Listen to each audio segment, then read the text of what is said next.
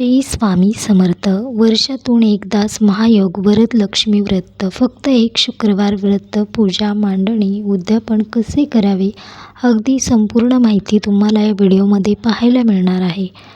28 August 2026 वार शुक्रवार. या दिवशी वरदलक्ष्मी व्रत करायचे असते. लक्ष्मी म्हणजे वरदान देणारी लक्ष्मी, साक्षात भगवान विष्णूंची पत्नी असलेली श्री महालक्ष्मी आपल्याला पूजन करायचं आहे. तर पहा, रक्षाबंधनाच्या आधीचा जो शुक्रवार येतो तेव्हाच आपण वरदलक्ष्मी व्रत करतो. या पण योगायोग यावर्षी असा आहे की वरदलक्ष्मी व्रत रक्षाबंधन एका दिवशी आले आहेत. बघा, वरदलक्ष्मी व्रत आणि वैभवलक्ष्मी व्रत हे दोन्ही व्रत वेगवेगळे आहेत. काही ठिकाणी याला वरदलक्ष्मी व्रत असे म्हटले गेले आहे. वरदलक्ष्मी व्रत हे वर्षातून एकदाच येतं आणि हे श्रावणात एकदा शुक्रवार व्रत करता येतं. संकल्प करायचा असतो, पूजा मांडणी करून विधिवत पूजा करायची असते आणि संध्याकाळी या व्रताचं उद्यापनसुद्धा करायचं असतं. वैभवलक्ष्मी व्रत आपण कलशामध्ये पाणी भरतो आणि वरदलक्ष्मी व्रतामध्ये कलशामध्ये पाणी न भरता त्यामध्ये तांदूळ भरायचे असतात आणि पूजा मांडणी देखील खूप सोपी आहे. तर बघा, हे व्रत वरदलक्ष्मी तुम्ही कर्जमुक्तीसाठी, आपल्या घरामध्ये सुख समृद्धी राहावी यासाठी, लक्ष्मी प्राप्तीसाठी, कुटुंबातील प्रत्येक व्यक्तीचे आरोग्य चांगले राहावे यासाठी करू शकता. तसेच आपल्या मनातील प्रत्येक इच्छा पूर्ण होण्यासाठी, घरामध्ये धन धान्याला बरकत राहावी यासाठी हे व्रत आपण एक दिवस नक्की करावे. तर बघा, थोडक्यात काय तर हे एकाच दिवसाचं व्रत आहे आणि म्हणून आवर्जून करावं. आता हे असं करावं, काय करावं या संदर्भात संपूर्ण माहिती तुम्हाला या व्हिडिओमध्ये पाहायला मिळणार आहे. व्हिडिओला एक लाईक नक्की करा. सगळ्यात आधी तुम्हाला पूजा मांडणी ही करायची असते. ही पूजा मांडणी कधी करायची तर अर्थात 28 तारखेला म्हणजे शुक्रवारी करायची आहे. 28 तारखेला शुक्रवार पण आहे आणि त्या दिवशी पौर्णिमा देखील आहे, म्हणजे खूप मोठा दिवस म्हणता येईल. आणि त्यामुळे या पौर्णिमेच्या दिवशी आपण ही सेवा करावी, कारण पौर्णिमा ही माता लक्ष्मीला समर्पित असते. तर ही मांडणी तुम्ही सकाळी केली तरी चालेल, जेणेकरून दिवसभर ती तुमच्या घरात राहील. जर तुम्ही वैभवलक्ष्मी व्रत करत असाल तर ज्या पद्धतीने लक्ष्मीची मांडणी केली आहे त्या शेजारी तुम्हाला ही पूजा मांडणी करायची आहे आणि ही मांडणी तुम्ही दिवसभर करून ठेवायचा प्रयत्न करा, म्हणजे जेणेकरून दिवसभर माता लक्ष्मीचा वास आपल्या घरात राहील. अर्थात वैभवलक्ष्मी पूजा मांडणी आपण संध्याकाळी करतो आणि ती दर शुक्रवारी करतो. पण पहा, दर शुक्रवारी करतो. पूजा मांडणी ही वर्षातून एकदाच करायची असते आणि हे व्रत वर्षातून एकदाच केलं जातं आणि एका दिवशी हे केलं जातं. म्हणून सांगते की सकाळी मांडणी करा. अगदी सकाळी तुम्ही 5ला केली तरीही चालेल, ब्रह्ममुहूर्तावर केली तर देखील खूप उत्तम. पण नाही शक्य होत, जर तुम्हाला जेवढे जास्त लवकर मांडणी करता येईल तेवढे लवकर करायचा प्रयत्न करा. आता ही पूजा मांडणी कशी करायची ते पण तुम्हाला सांगते. पण सगळ्यात आधी वरदलक्ष्मी व्रत म्हणजे वरदलक्ष्मी व्रत हे तेलंगणा, कर्नाटकमध्ये या दिवशी केलं जातं. पण महाराष्ट्रामध्ये ही सेवा केली जात नाही. पण आपण माता लक्ष्मीची ही सेवा आपल्या घरात व्हावी, तिने आपल्या घरात स्थायी रूपात वास करावा असं प्रत्येकाला वाटतं. असंच म्हणून ही पूजा मांडणी तुम्हाला करायची आहे. ही सेवा देखील करायची आहे, कारण ही माता लक्ष्मी सेवा आहे आणि त्यामुळे तुम्ही हे आवर्जून करावी. तर पहा, पूजा मांडणीसाठी एखादा चौरंग किंवा पाट मांडून घ्यायचा आहे. त्यावर लाल वस्त्र अंथरायचं आहे आणि त्यावर तुमच्याकडे अष्टलक्ष्मी मातेचा फोटो असेल तर तो ठेवायचा आहे. तो नसेल तर माता लक्ष्मीचा फोटो देखील चालेल. फोटो नसेल तर श्रीयंत्र असेल तरीही चालेल. लक्ष्मी मूर्ती असेल किंवा श्रीयंत्र असेल तरी ते ठेवलं तरीसुद्धा चालेल. फोटो असेल भिंतीला टेकून ठेवायचा आणि श्रीयंत्र किंवा माता लक्ष्मीची मूर्ती असेल तर थोडे तांदूळ ठेवून त्यावरती ठेवावे. त्यानंतर देवघरातील गणपती बाप्पांची मूर्ती किंवा गणपती बाप्पा स्वरूप म्हणून एक सुपारी घ्यायची आहे, 2 विड्याची पानं ठेवायची आहेत आपल्या उजव्या हाताला आणि त्यावरती थोडीशी तांदळाची रास आणि त्यावर गणपती बाप्पांची मूर्ती किंवा गणपती बाप्पा स्वरूप तुम्ही जी सुपारी घेतली असेल ती ठेवायची आहे. आता माता लक्ष्मीच्या फोटोसमोर किंवा श्रीयंत्रासमोर गव्हाची रास करायची आहे. त्यावर हळदी कुंकू अर्पण करून घ्यायचे आहे. त्यावर एक कलश ठेवायचा आहे. त्या कलशात कुंकवाच्या उभ्या रेषा ओढून घ्यायच्या आहेत आणि त्या कलशाच्या कंठापर्यंत तांदूळ कळसामध्ये भरायचे आहेत व त्या तांदळावरती हळदी कुंकू अर्पण करून घ्यायचं आहे. नंतर एक तेलाचा दिवा त्याबरोबर एक तुपाचा दिवा शुद्ध आवर्जून लावा आहे. माता लक्ष्मी सुगंधप्रिय आहे, तर सुगंधित अगरबत्ती, सुवास दीप, गुलाबाची फुले, मोगरा, गजरा तर पूजेमध्ये घ्यायचा आहे आणि ही पूजा सकाळी ब्रह्ममुहूर्तावरती केली तर अतिशय उत्तम आहे.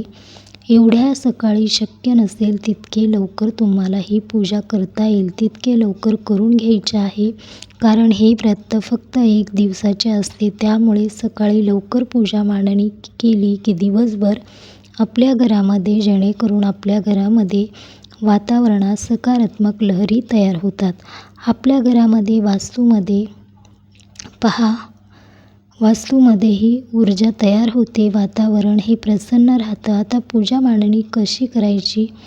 प्रथम संकल्प करा आणि नंतर पूजा करण्यासाठी सुरुवातीला दिवा प्रज्वलित करायचा आहे. दिव्याचं पूजन करायचं आणि नंतर गणपती बाप्पा स्वरूप तुम्ही सुपारी घेतली असेल किंवा गणपती बाप्पांची मूर्ती असेल ती तुम्हाला तामणामध्ये घेऊन त्याच्यामध्ये थोड्याशा अक्षदा ठेवायच्या, त्यावर गणपतीची मूर्ती किंवा सुपारी ठेवायची आहे. गणपती बाप्पाच्या मूर्तीवरती अथर्वशीर्ष किंवा गणपती स्तोत्र म्हणून अभिषेक हा करायचा आहे. सुरुवातीला स्वच्छ पाण्यानंतर पंचामृत आणि परत स्वच्छ पाणी अभिषेक करायचा आहे. स्तोत्र म्हणायचं आहे. स्तोत्र म्हणता येत नसेल तर तुम्ही ओम गण गणपती नमः हा मंत्र म्हणून अभिषेक करा तरीसुद्धा चालेल. अभिषेक झाल्यानंतर मूर्ती स्वच्छ पुसून घ्यायची आहे. त्यानंतर त्यावर विड्याच्या पानाची किंवा त्या प्लेटवरती मूर्ती किंवा ती गणपती स्वरूप सुपारी ठेवायची आहे. हळदी कुंकू अर्पण करून घ्यायचे आहे. तुमच्याकडे जर एखादा लाल फूल किंवा दुर्वा असेल तरीही तुम्ही अर्पण करून घ्यायचं आहे. कापसाचे वस्त्र करून घ्या. धूप दीप ओवाळून घ्यायचा आहे आणि त्यानंतर साखरेचा किंवा गुळाचा खोबऱ्याचा गणपती बाप्पांना नैवेद्य दाखवायचा आहे. आता पूजेला सुरुवात करायची आहे. जो माता लक्ष्मी तुमच्याकडे फोटो असेल तर तो स्वच्छ पुसून घ्या. हळदी कुंकू घ्यायचा आहे लावून. हार असेल तर तो तुम्हाला अर्पण करायचा आहे. गजरा असेल तरीही वस्त्रमाळ शुद्ध अर्पण करायची आहे. मूर्ती किंवा श्रीयंत्र असेल, गणपतीचा अभिषेक झाल्यानंतर त्या माता लक्ष्मी मूर्ती किंवा श्रीयंत्र शुद्ध तुम्हाला अभिषेक करायचा आहे. सुरुवातीला स्वच्छ पाण्याने, नंतर दुधाने किंवा पंचामृताने आणि परत स्वच्छ पाण्याने अभिषेक करताना तुम्ही श्री सुतक म्हणू शकता किंवा माता लक्ष्मीचा जोही कोणता मंत्र येत असेल तो म्हटला तरीसुद्धा चालेल. मंत्राने तुम्ही 108 वेळा अभिषेक करू शकता किंवा 21 वेळा, 51 वेळा मंत्र म्हणून शुद्ध अभिषेक करू शकता. श्री सुतकम तुम्ही 1 वेळा म्हणून, 11 वेळा म्हणून, 7 वेळा, 9 वेळा, 16 वेळा म्हणून सुद्धा अभिषेक करू शकता. आता त्यानंतर श्रीयंत्र किंवा ती मूर्ती स्वच्छ पुसून जागेवर ठेवायची आहे. लक्ष्मीला हळदी कुंकू अर्पण करायचं आहे. गजलक्ष्मी असेल तर तुम्हाला हळदी कुंकू अर्पण करायचं आहे. लाल फूल अर्पण करायचं आहे. वस्त्रमाळ अर्पण करायची आहे आणि जो तांदळाने भरलेला कलश आहे त्यावर तुम्ही ठेवायचा आहे. नारळ ठेवायचा आहे. हा नारळ पाण्याने भरलेला असावा. हे आपल्याला कोणी ओटीत वगैरे घातलेला नसावा, म्हणजे आपल्याला स्वतःच्या पैशाने आणलेला नारळ यावर आपल्याला ठेवायचा आहे. आणि नंतर नारळाला हळदी कुंकू अर्पण करून घ्यायचं. वस्त्रमाळ अर्पण करायची गजरा असेल तर तो देखील अर्पण करायचा. धूप दीप ओवाळून घ्यायचा आहे. सगळं करत असताना ओम श्री महालक्ष्मी नमः, ओम श्री महालक्ष्मी नमः श्री सुतकम तुम्ही म्हणू शकता किंवा महालक्ष्मी अष्टक तुम्ही म्हणू शकता. आणि त्यानंतर तुम्हाला माता लक्ष्मीला त्यानंतर आपल्याला नैवेद्य दाखवायचा आहे. नैवेद्य मी सुरुवातीला सांगितल्याप्रमाणे या व्रतामध्ये 21 प्रकारचे नैवेद्यामध्ये तुम्ही ड्रायफ्रूट्स, गोड पदार्थ आणि फळ मिसळून 21 नैवेद्य तयार करू शकता आणि त्याचा नैवेद्य दाखवू शकता. जसं की तुम्ही काजू, मनुके, बदाम, वेगळे फळं, गोड पदार्थामध्ये खीर, पेढे, दूध, साखर, बासुंदी किंवा अजून जे काही असेल ते सर्व तुम्ही मिळून 21 प्रकारचे थोडे थोडे पदार्थ छोटे छोट्या वाटीमध्ये किंवा प्लेटमध्ये घ्यायचे आहे. यामध्ये तुम्ही ड्रायफ्रूट्स, मग काजू बदाम असेल तर माता लक्ष्मी ते देखील तुम्ही अर्पण करू शकता. तुम्ही फक्त दूध साखरेचा नैवेद्य जरी माता लक्ष्मीला अर्पण दाखवला तरीसुद्धा तो प्रिय आहे किंवा तुम्ही खीर देखील अर्पण करू शकता. अगदी तुम्ही शिरा जरी केला तरी काही हरकत नाही. पहा, आपण जे काही आपल्या श्रद्धेभावाने ठेवतो ते माता लक्ष्मी नक्कीच स्वीकार करते. तुम्ही देवी माता लक्ष्मीला नैवेद्य म्हणून अर्पण करू शकता. वेलदोडे ज्याला आपण वेलची म्हणतो ते सुद्धा अर्पण करायचे आहे. बघा, तुमच्याकडे 21 प्रकारचे नैवेद्य देता आले नाही तर तुमच्याकडे जे देता येईल ते द्या. शेवटी भक्ती महत्त्वाची आहे आणि नैवेद्य दाखवून आरती करायची आहे. सुरुवातीला गणपतीची आरती, नंतर माता लक्ष्मीची आरती, वरदलक्ष्मीवरती आरती करून शकता आणि त्यानंतर कहाणी वाचायची आहे. तुमच्याकडे पुस्तक असेल तर तुम्ही ती वाचू शकता आणि पुस्तक नसेल तर कहाणी व आरतीही सुद्धा आपल्या चॅनलवरती अपलोड करण्याचा प्रयत्न करेल. आता या दिवशी उपवाससुद्धा करायचा असतो. उपवास दिवसभर करायचा आहे आणि संध्याकाळी उद्यापन झाल्यानंतर उपवास सोडायचा आहे. उपवास तुम्ही फळं खाऊ शकता, ज्यूस देखील घेऊ शकता, चहा, कॉफी, दूधसुद्धा घेऊ शकता. हवं असेल तर साबुदाणा किंवा भगर गोड बनवून तुम्ही खाऊ शकता, पण शक्यतो तिखट मिठाचा वापर करू नये.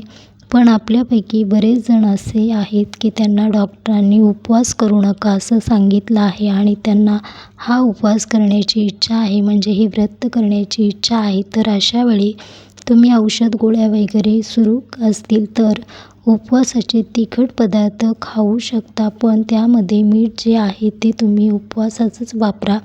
ज्याला सैंधव मीठ म्हटलं जातं तर त्या मिठाचा वापर करा. आणि तिखट मीठ जर फराळ करणार असाल तर ते फक्त तुम्ही एकाच संध्याकाळी उद्यापनानंतर लगेच आपल्याला आपला उपवास जो आहे तो सोडायचा आहे. त्यामुळे आता उद्यापन कसे करावे? उद्यापनासाठी 5, 7, 9 सवाष्णी महिला बोलवायच्या आहेत. जर नाही मिळाल्या तर एक सवाष्णी किंवा कुमारिकी लक्ष्मी म्हणून तिचे पूजन करावे. आता पूजा मांडणी तर आपण सकाळी केली आहे. संध्याकाळी फक्त धूप आणि दीप आपल्या लावून घ्यायचा आहे. ज्या महिला किंवा कुमारिका आपल्या घरी येतील यांचं आपण पूजन म्हणजेच यांचे पाय वगैरे धुवायचे आहेत. त्यांना हळदी कुंकू लावायचं आहे. त्यांना बसण्यासाठी आसन द्यायचं आहे.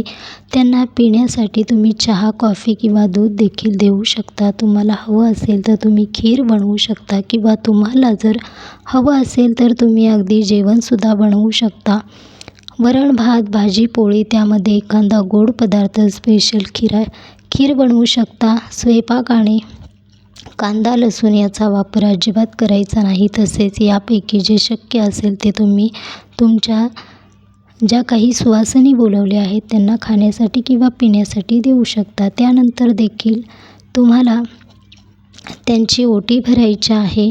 ओटीमध्ये एक फळ जे आहे ते तुम्ही घालायचं आहे. या प्रकारे साध्या सोप्या पद्धतीने उद्यापन करायचं आहे. आता उद्यापन झाल्यानंतर रात्री उपवास सोडायचा आहे. उपवास सोडताना जो काही गोड पदार्थ आपण नैवेद्य दाखवला आहे असेल तो पदार्थ अगोदर खायचा आहे आणि नंतर वरण भात, भाजी पोळी खाऊन आपला हा उपवास सोडायचा आहे. आता दुसऱ्या दिवशी सकाळी स्नान झाल्यावर उत्तर पूजा करायची आहे. उत्तर पूजा करण्यासाठी तिथे पूजा मांडणी केलेली आहे तिथे दिवा लावायचा. या पूजेवरती हळदी कुंकू अर्पण